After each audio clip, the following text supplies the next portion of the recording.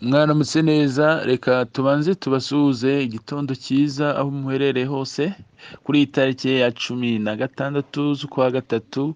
All Pioneers tubifurije igitondo cyiza, umurimo ushyizweho imbaraga, umwete.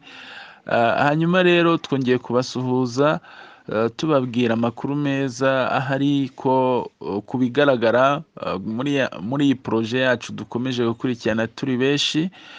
Nk'uko byagaragaye ku munsi w'ejo hari ubutumwa bwatambukijwe na Dr Nicolas nyuma y'uko hari ushinzwe P-Day ku nshuro ikaba yari launch ibaye ku nshuro ya gatatu.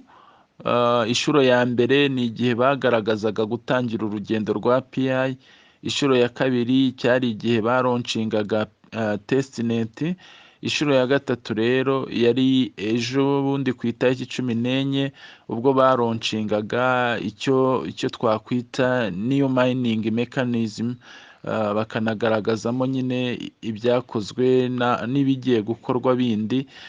Mu bigiye gukorwa bindi rero ahanini cyane bibanze ku rugendo rugendanye n'ibyo umupioneers wese amaze gukora, ariko banagaragaza n'ibindi mu by'ukuri bigiye gukorwa. Ikindi harimo gushimira cyane uburyo abantu bagendanye na Pi network bagakorana urugendo, kandi bababwira bati ubu ngubu ibintu hafi ya byose turi kugenda tugera ku musozo wabyo, kandi bavuga bati amakuru akomeye menshi ariho aragenda ategurwa, kuvuga ngo amatangazo menshi y'ibyiza gusa tuzagenda dukomeza kuyabona ku byerekeranye na PI.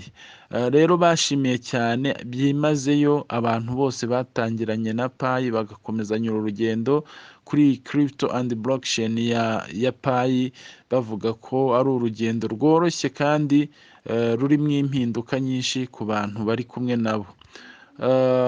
Bakomeje bavuga ko bazakomeza kugenda mu by'ukuri bagaragaza aho PI igeze n'ibikorwa byayo, bavuga bati kuba uyu munsi gusa tumaze kugira abarenga miliyoni 33 bamaze kuba ari abanyamuryango ba PI, ni ikintu gishimishije kuko banateganya ko bazakomeza kwiyongera buri gihe. Ikindi bagaragaje rero ni ikigendanye na mass KYC. Muzi ko twese tuyitegereje, cyangwa se abantu benshi baba bibaza ngo si zaza ryari, KYC ni ryari.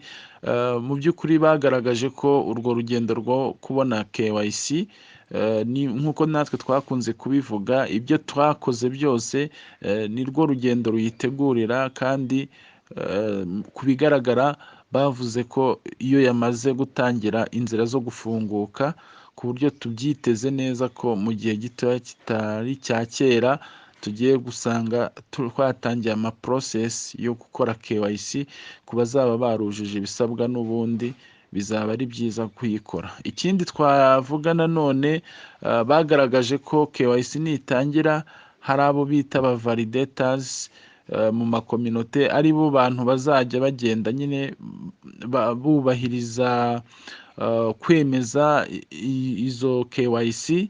Ibyo rero bizajya byihuta cyane bitewe n'abo bantu, ariko ubwo ntago buri gihugu kizi ngo ni bande, bashobora kuba ari bo babagennye cyangwa babafite, byo nta makuru ahagije cyane abantu babimenyeho.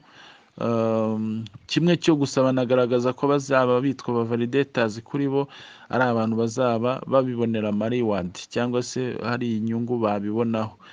Byo ntabwo abantu benshi babisobanukiwe uburyo uko byakorwa cyangwa se uko biteye, ariko reka nabyo dukomeze kubireba no kubihanga amaso.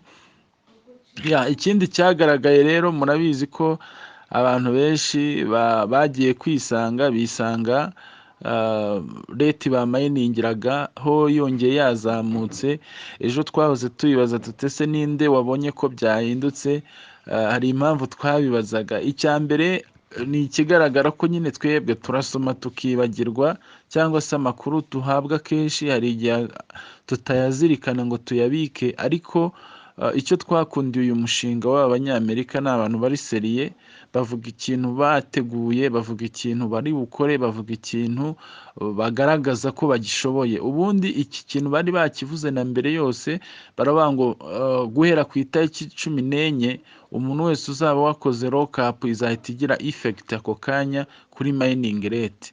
Ubwo rero abantu barabibonye birabatungura, ntibibuka ko ibyo bintu byari byavuzwe, ntibibuka ko ibyo bintu Nikora yari yabiduteguje ko ubundi ni ukuvuga ngo uwakoze lockup wese payi ze zarongeye zirazamuka. Urumva muri road map byari biteganyijwe, ndetse uhita ureba ko ukabona ko ibintu byose biba birimo ubuhanga bateguye. Ku bigaragara nanone ni uko iyi rate bazamuye ishobora kuzagenda iniyongera bitewe n'uko umuntu wese agenda performinga. Murabizi ko kuba ucyongeraho abantu nabyo birakunda, kandi abantu iyo bamayininze ubu ngubu nabyo ni andi mahirwe kuri bo ndetse no kuri wowe. Twavuga ko rero kuba uyu munsi wakwemvita abandi ba pioneers bashya biracyakunda, biracyashoboka. So rero ku bintu bigendanye na KYC twavuga ngo abantu bakomeze babyitegure neza, kuko ku bigaragara KYC turenda kuyibona, ariko nyabona mumenye ko KYC kuyinjiramo bisaba kuzagenda uzi neza ko ahantu hose uri 100% nta kibazo ufite kizaba birantega, ukaba warakiriyarinze buri kimwe cyose, ku buryo kwa applyinga kuri KYC bitazaba ari ahaboneka imbogamizi n'imwe yatuma bayikwima. Twavuga ngo ni amahirwe masa ku ba pioneers turi kumwe, ku bantu dukurikirana amakuru ya payi aho turi hose. Uyu mushinga ni mwiza kandi dukomeje kubona ko ufite agaciro, usibye ko ngo hari abantu bari biteze ko kuri iriya tariki ngo Dr Nicolas ahita anavuga igiciro. Sinzi impamvu abantu baba bafite ayo mashyushyu cyane, kuko kumenya igiciro ntacyo byakumarira umushinga ubwawo bakibanza kunoza iby'ibanze byose, bimwe byose by'ibanze, kubera ko ntekereza ko payi nta muntu uzayibikuza cyangwa uzayibonamo inyungu abandi bose batarabisoza nk'uko bisabwa, kubera ko hateganyijwe ko abantu nibamara gukora KYC, murabizi ko gukora KYC ubwabyo nabyo bizajya bimara nk'ukwezi ugitegereje ko bazayikonfirima kugira ngo wisange ko payi zawe uri buzibone. Birumvikana ko igihe cyose twese tuzaba twakoze KYC neza, hari ibikorwa byinshi bizafunguka, kandi tubona ko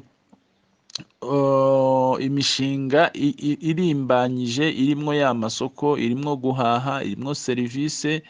Ibyo byose ni ibigaragaza uyu mushinga imbaraga ufite.